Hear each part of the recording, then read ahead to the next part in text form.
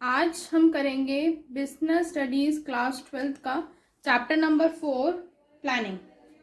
ठीक है, इससे वीडियो स्टार्ट करने से पहले मेरे चैनल को प्लीज़ सब्सक्राइब कर देना और बेल आइकन को क्लिक करना ना भूलें कि जिससे मेरी न्यू वीडियो की नोटिफिकेशन आपको टाइम पर मिल जाए।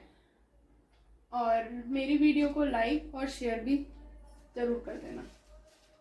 प्लानिंग क्या होता है, आगे के जो चैप्टर्स हैं चैप्टर 4 से लेके चैप्टर नंबर 8 तक, वो सारे चैप्टर्स हैं हमारे functions of management.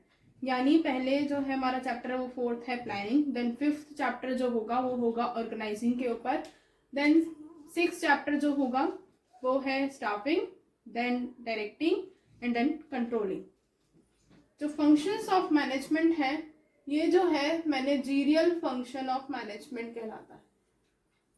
Managerial function of management, और ये बहुत ज़्यादा इम्पॉर्टेंट फंक्शन है। ये इतना इम्पॉर्टेंट क्यों है? क्योंकि पहला फंक्शन ही प्लानिंग जो है वो फंक्शंस ऑफ मैनेजमेंट में सबसे पहला फंक्शन होता है। सबसे पहला एक पॉइंट तो ये, दूसरा पॉइंट ये है कि अगर हमारा प्लानिंग नहीं होगा तो हम जो आगे के फंक्शंस हैं उनको परफॉर्म नहीं कर पाएंगे। उनको परफॉर्म करने के लिए प्लानिंग ज़रूरी है। अगर हम प्लान ही नहीं करके रखेंगे, प्लानिंग ही नहीं करेंगे, तो ना हम उस जो अगर हमने कुछ प्लान नहीं कर रखा, कोई गोल नहीं हमने डिसाइड कर रखा, तो ना ही हम ऑर्गेनाइजिंग कर सकते हैं, ना हम स्टाफिंग कर सकते हैं, ना ही डायरेक्टिंग, ना ही कंट्रोलिंग। यानी आगे के कोई भी प्रोसेस हम नहीं कर सकते, कोई भी फंक्शन परफॉर्म नहीं कर सकते। इसलिए प्लानिंग जो है वो सबसे ज़्यादा इम्पॉर्टेंट एंड मेन फंक्शन है मैनेजमेंट का। प्लानिंग क्या होता है? Definition of planning is deciding in advance what to do, how to do and by whom it will be done. Planning क्या है? प्लानिंग मतलब कि हम डिसाइड करते हैं, प्लानिंग के अंदर एक प्लान बनाते हैं कि हमें क्या करना है, कैसे करना है और किससे करवाना है। ठीक है, अगर हमारे मैनेजमेंट है, हम मैनेजमेंट को छोड़ के एक बार हम एक रियल लाइफ एग्जांपल लेते हैं।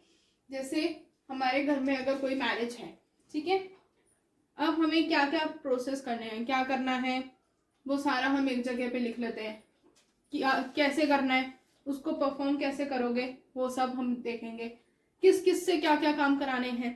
ठीक है, तो हर चीज़ हम प्लान के हिसाब से करते हैं। इसी तरह जो मैनेजमेंट होती है, जो हमारी बिजनेस ऑर्गेनाइजेशंस होती हैं, वो ये प्लान करके रखती हैं कि हमें हमारा गोल क्या है। पहले वो गोल डिसाइड करेंगी, फिर उस गोल को हमें कैसे अचीव करना है, क्या क्या काम करने हैं, उसको किस तरह से अचीव किया जा सकता है और किस किस पर्सन से वो काम कराया जाए। ठीक है, वो काम अगर टॉप लेवल मैनेजमेंट का है तो टॉप लेवल ही करेगी, अगर मिडिल लेवल का है मिडिल करेगा, अगर लोअर लेवल का है तो लोअर करेगा।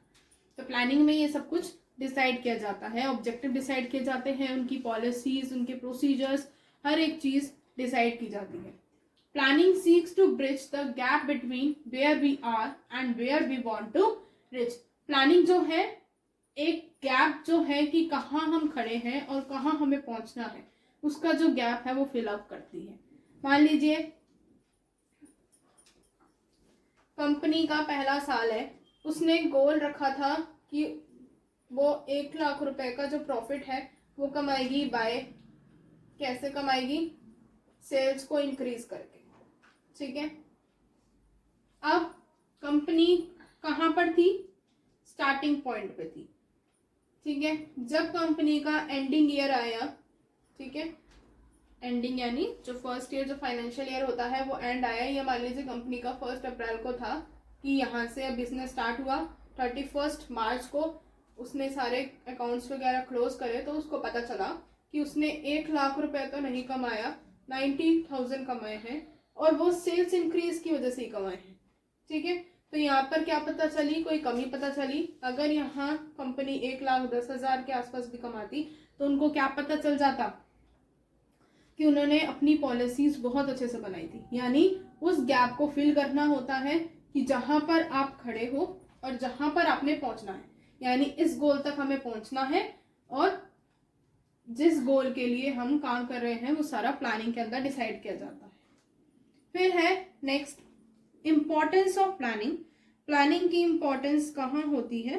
प्लानिंग जो है हम लोगों को एक डायरेक्शन प्रोवाइड करता है। डायरेक्शन प्रोवाइड करने का मतलब है कि वो हमें पहले से ही एडवांस में बताता है कि हमें किस डायरेक्शन पे चलना है। हमारा गोल था 1 लाख हमें प्रॉफिट बनाना था, जिसमें हमें क्या करनी थी, सेल्स भी इंक्रीज करनी थी।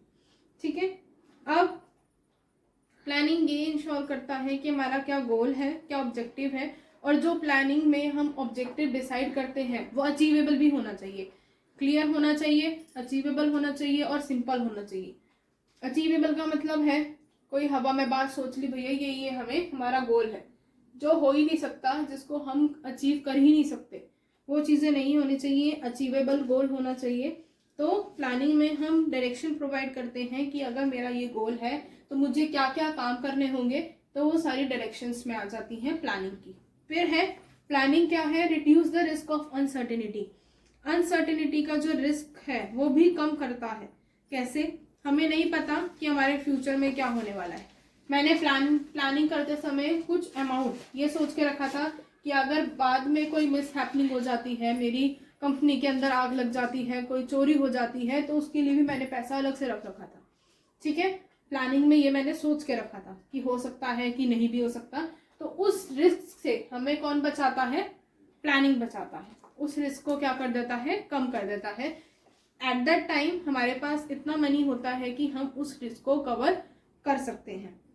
Planning reduces overlapping and wasteful activities. जो प्लानिंग है वो वेस्टफुल एक्टिविटीज और ओवरलैपिंग एक्टिविटीज को कम करती है। फॉर एग्जाम्पल, हमारे बहुत सारे वो होते हैं, डिफरेंट डिपार्टमेंट्स होते हैं। अब उन डिफरेंट डिपार्टमेंट्स में हमारा मान लीजिए फाइनेंशियल है, सेल्स है, ठीक है, प्रोडक्शन, एचआर, ये बहुत सारे डिपार्टमेंट्स होते हैं। इन डिपार्टमेंट्स में अगर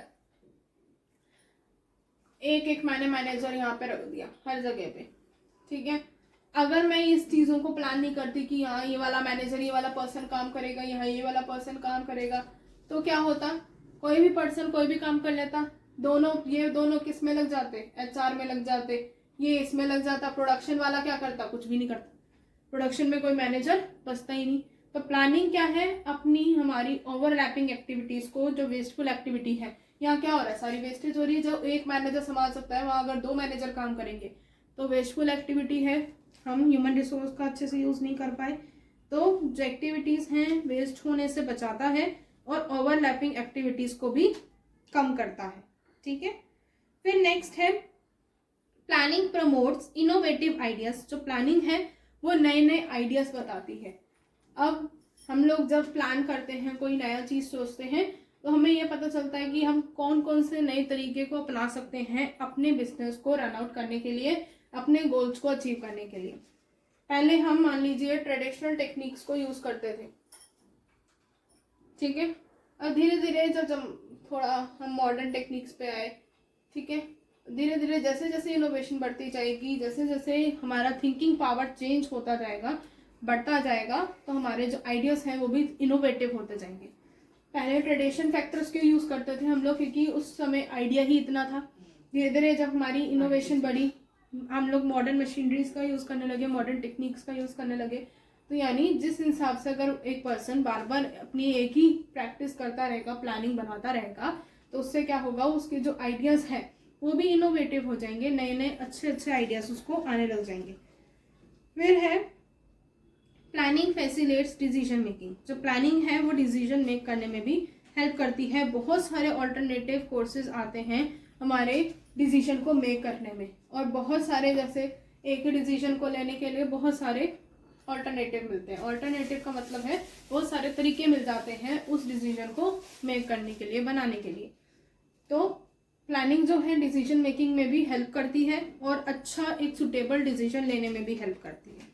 ठीक है, फिर नेक्स्ट है प्लानिंग स्टेब्लिशेस स्टैंडर्ड फॉर कंट्रोलिंग। जो प्लानिंग है वो स्टैंडर्ड फॉर कंट्रोलिंग भी स्टैब्लिश करती है, एक स्टैंडर्ड फिक्स कर देती है कंट्रोलिंग का। यानी कि जैसे हमने कहा था कि मेरी 1 लाख का प्रॉफिट होगा, ठीक है, अब कंपनी का जो प्रॉफिट है वो हुआ 90 10,000। पहले एक सिचुएशन देखते हैं, फिर नेक्स्ट सिचुएशन देखेंगे। तो क्या हुआ, प्लानिंग के हिसाब से हमारा जो गोल है वो अचीव तो थोड़ा बहुत हो गया, बट नहीं हो पाया। एक्चुअली में हमें कितना अचीव करना था, 1 लाख, बट हुआ कितना, 90,000।